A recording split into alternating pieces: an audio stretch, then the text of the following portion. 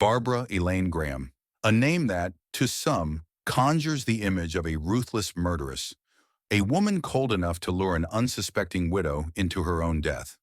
To others, she was a product of a world that had failed her at every turn, a woman trapped in a life she could never escape. She was born into hardship. She lived in shadows, and she died in the suffocating grip of cyanide gas, strapped to a chair in San Quentin's death chamber.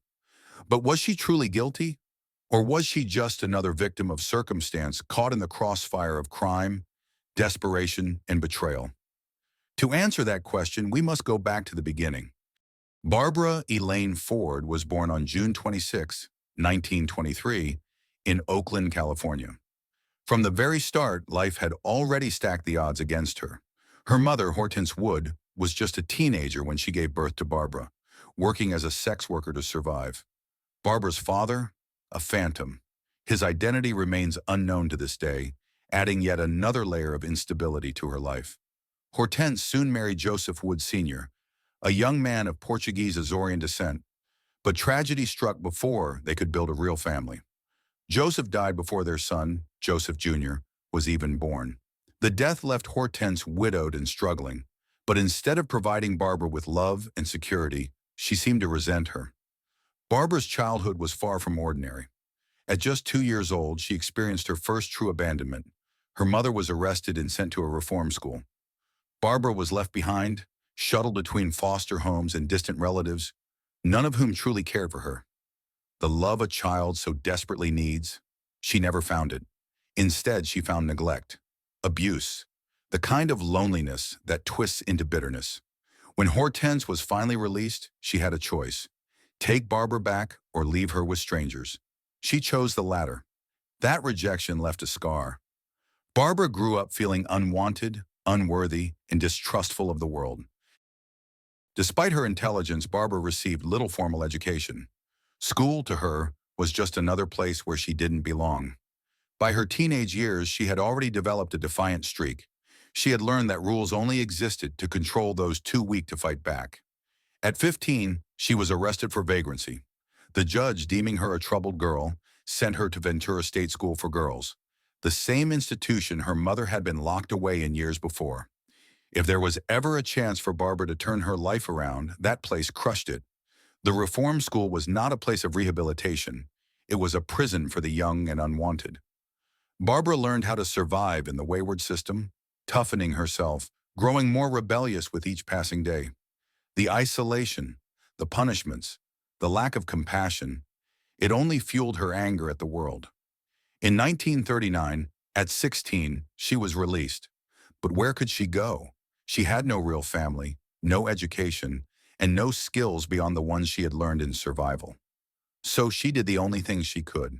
She ran straight into the arms of the first man who would have her. In 1940, at just 17 years old, Barbara married Harry Kilhamer, a U.S. Coast Guardsman. At first, it seemed like stability, something she had never known. They had 2 children together, and for a brief moment, Barbara played the role of a wife and mother. But old wounds don't heal so easily. The marriage quickly crumbled under the weight of Barbara's unresolved trauma.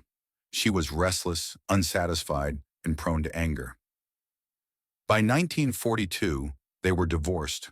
Worse still, the courts ruled in Harry's favor, stripping Barbara of custody of her children.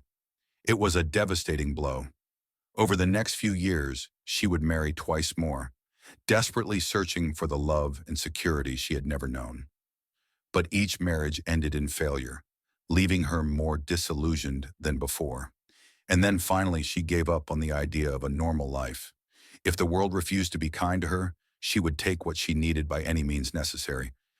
By the mid-1940s, Barbara had turned to sex work to support herself. It was a world she knew well, a world her mother had lived in, a world filled with danger, but also opportunity. She was beautiful, with striking red hair and a charisma that drew men in like moths to a flame. But she wasn't just selling herself. She was selling an illusion, an escape. And in that world, she learned how to manipulate, how to survive, how to use what she had to get what she wanted. It wasn't long before she was introduced to something even darker, the criminal underworld. She ran in circles filled with gamblers, drug dealers, and con artists. She became involved in perjury schemes, providing false alibis for criminals. It was a mistake that would haunt her forever. In 1949, she was arrested for perjury and sentenced to 5 years in prison. Her first taste of real incarceration was bitter. It taught her one thing: never get caught again. When she was released, Barbara drifted. She worked odd jobs, moved from city to city, but trouble followed her like a shadow.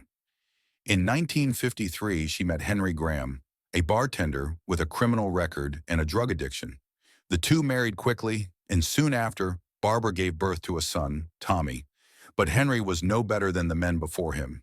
He was abusive, violent, and well-connected in the criminal world. Through him, Barbara was introduced to two men who would seal her fate: Jack Santo and Emmett the Weasel Perkins. It was through Perkins that Barbara learned of Mabel Monohan, a 64-year-old widow rumored to have a fortune hidden in her home. That rumor was all it took. On the night of March 9, 1953, Barbara knocked on Monahan's door, pretending to need help. When the elderly woman opened it, Barbara's accomplices stormed in. The events that followed remain clouded in conflicting testimonies. Some say Barbara was the one who struck Monahan. Others claim she simply watched as Perkins beat her. What is known as this: the gang tore apart the house, searching for a safe filled with $100,000. They found nothing. Monahan was left beaten and gagged. 2 days later, her gardener found her dead.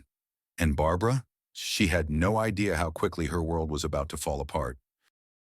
Barbara was arrested, tried, and ultimately betrayed by her own associates. A fellow inmate tricked her into confessing her involvement, and the police recorded everything. Her fate was sealed. On June 3, 1955, she was led into the gas chamber at San Quentin. She refused to look at the witnesses. Instead, she requested a blindfold. Her final words: "Good people are always so sure they're right." Then the gas filled the chamber, and Barbara Elaine Graham, Bloody Babs, took her last breath. Her final words before the gas filled her lungs: was Barbara Graham truly a remorseless killer, or was she a desperate woman who made one too many mistakes? Let me know your thoughts in the comments. Was justice served, or did the system fail her? Don't forget to like, share, and subscribe for more true crime mysteries. Until next time, stay curious, stay skeptical.